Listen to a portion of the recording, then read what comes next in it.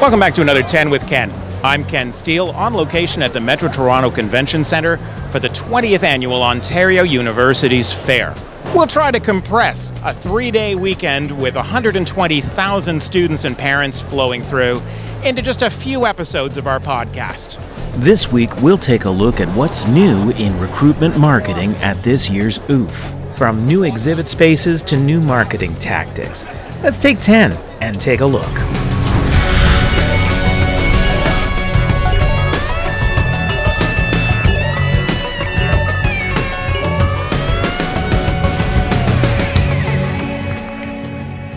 For years now, my blogs, then photo blogs, and now podcasts from the Ontario Universities Fair have focused on student recruitment marketing initiatives. Ultimately, universities invest six figures on sophisticated displays, print materials, and travel and accommodation for sometimes hundreds of faculty, staff, and students who staff the exhibit and answer questions. The underlying goal for university recruitment offices is to collect contact information for as many potential undergraduate students as possible. Previously, a student would come down, they'd go to a booth, they'd have a conversation, and then they fill out their name and address about 21 different ways as they tour around. So some do it on paper, some did on an iPad, some on a computer screen. Increasingly, that also meant each university offered incentives, prizes, and contests to encourage students to leave their contact information. Last year, Nipissing promised to donate $1 to charity for every student leaving contact information.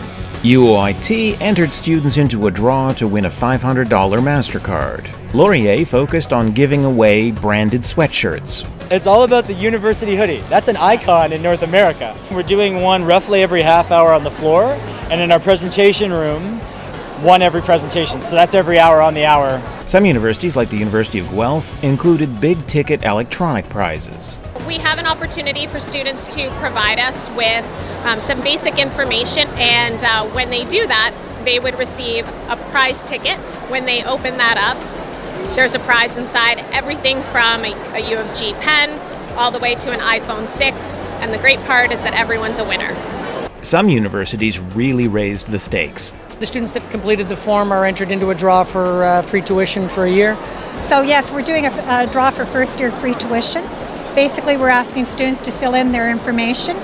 Last year I posed a lot of questions. Why is it that we make students enter their data over and over again at the fair? I'm surprised that we don't have a centralized data input with like a little RFID tag they can just click at each booth. But yes, we don't have anything like that, do we? No, we've talked about it and talked about it. Centralized data collection has been a topic of conversation for probably the better part of the last 5 years. I would love, absolutely love, if we had it where we could just scan when students came into our booth. When we go to international and US fairs, that's what they do. One-time data entry, and then the same kind of rich conversations that happen with the schools they're interested in after the fact.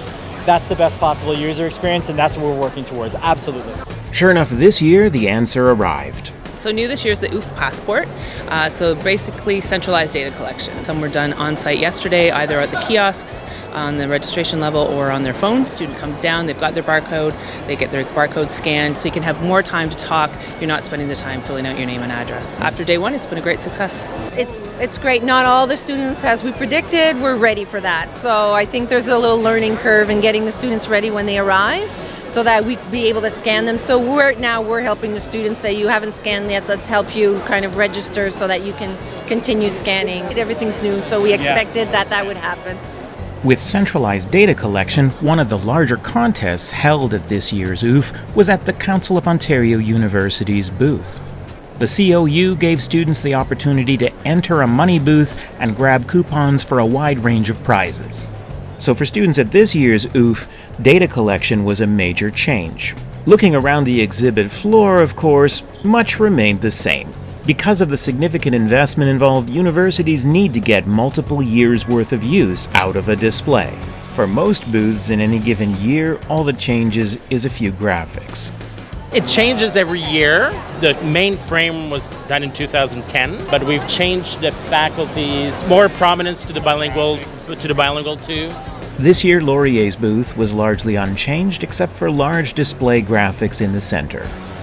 Algoma University didn't so much change its booth as change its marketing tactics. What we're doing is we're supporting students to come up and visit campus. So we will provide transportation, we will provide housing, we'll provide meals, we'll take them around, we'll let them see classes, we'll meet their faculty members, so we'll cover that cost. We want to support them and give them the opportunity to come up and see what a really kind of cool campus it is.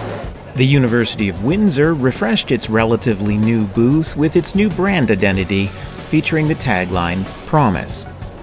Freed of the need to devote floor space to data collection, many exhibits redesigned this year in order to focus on conversation and went open concept. It's a much bigger space this time. Yeah, it's enjoyable. I'm thinking this booth has changed a lot since last year, right?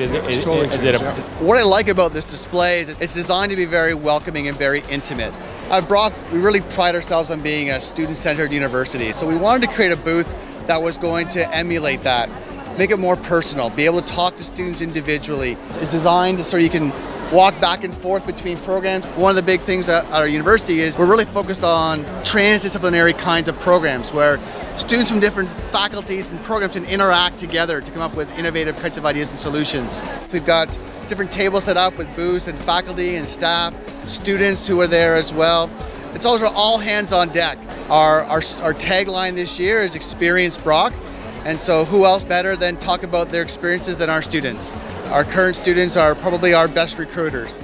Carleton's booth changed too. Well, I think what we wanted to do is we looked at the booth and it was great in terms of the Carleton colors. We wanted it more brighter, more open, to really respond to where we are at Carleton now in terms of experiments, research, more lighting, more interactive, more videos, more of explaining the Carleton story in an age where there's a lot more technology. So we've added a lot more technology, but at the same time we've opened it up in terms of how we are at Carleton in terms of a community at the same time. We've got kiosks so we can have the interaction, we can be able to show different things, interact with the students. Each booth will have also their own videos and their own interactions. So we have an interactive robot over there that our student engineers have programmed. Like Nipissing, Brock, and Carleton, McMaster's booth was reconfigured this year as well. Last year's booth seemed to be more square in configuration, with large wall-sized graphics representing views of campus, and large photographs of students wearing t-shirts depicting the various faculties. The new exhibit features plenty of animated video screens and large backlit graphics of campus attractions. Unlike the open concept trend in redesigns, McMaster's new exhibit space seems designed to create cozy cubbies for small personal conversation.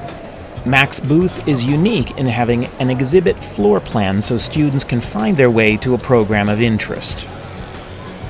The other major exhibit redesign this year is at Western, with its first booth designed specifically for the new visual identity. This is brand new this year. This is our 5th booth. This year we made significant improvements to it in that we are utilizing the absolute maximum 12-foot height. Got lots more light in it. Each faculty has their own separate section. We basically looked at the functionality of the old booth and where we had issues. We worked with our vendor and said, you know, we need to improve this area. It's not working well, the flow is not well, the students are not queuing up properly, or the faculty are having difficulty engaging. The corner is a student experience corner, and that's brand new. So we wanted to make sure that we had our student success center, our student development center, athletics, internships, co-op, all of those resources at Western.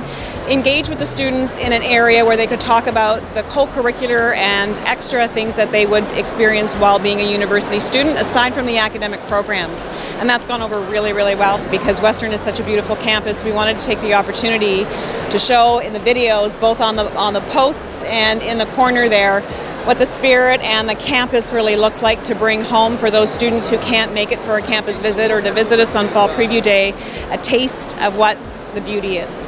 Taking the visual experience of campus even further, Western is promoting its new 360-degree virtual reality campus videos. It is a 3D experience, Western in 3D. So we have purchased the equipment, and we have our communication staff out around campus taking 360 videos, so 360 around and 360 up and down, of labs and lectures and facilities and the open areas outside the buildings on campus to give, again, students a taste of what Western looks like. They're on the main pages for the Welcome website at Western and the main homepage.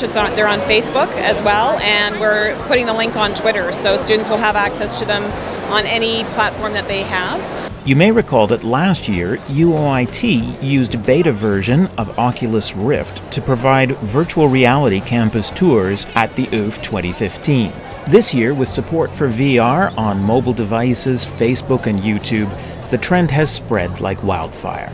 Far more cost-efficient than Oculus Rift are simple Google Cardboard or plastic containers for smartphones. We saw them in use this year at Western, Windsor, Lakehead and Laurentian. So what we're displaying is 360-degree images and video of campus. And the ViewMaster headset inside of it actually just has, quite simply, any recent phone. And this app was actually designed by our computer science students. So the app is as simple as playing a tour using the Google Cardboard app. And the students can actually view a video of campus, and they can move through 10 different scenes just by clicking the button on the ViewMaster. We shot the footage with a Ricoh Theta S, so it recorded imagery across campus with about a $500 camera, so very affordable. The headsets they were $30, and the phones we bought off contract for about $500 each. The reaction is usually very surprised, because they usually haven't experienced something like that. So there's a bit of the fad, of that virtual reality experience. But then they realize how beautiful our campus is, and naturally that, increases their likelihood of visiting. So in a 10-minute nutshell, that was what was new in recruitment marketing at the 2016 OUF. Centralized data collection, a money booth, travel incentives, open concept booth designs, and virtual reality. Next week, we'll listen to 45 people at the Ontario University Fair and gather their advice for high school students contemplating their post-secondary futures. To be sure you don't miss it, please subscribe to this podcast on iTunes, YouTube, or by email. Subscribers to my free email newsletter will get exclusive early access to upcoming episodes. I hope to see you next time.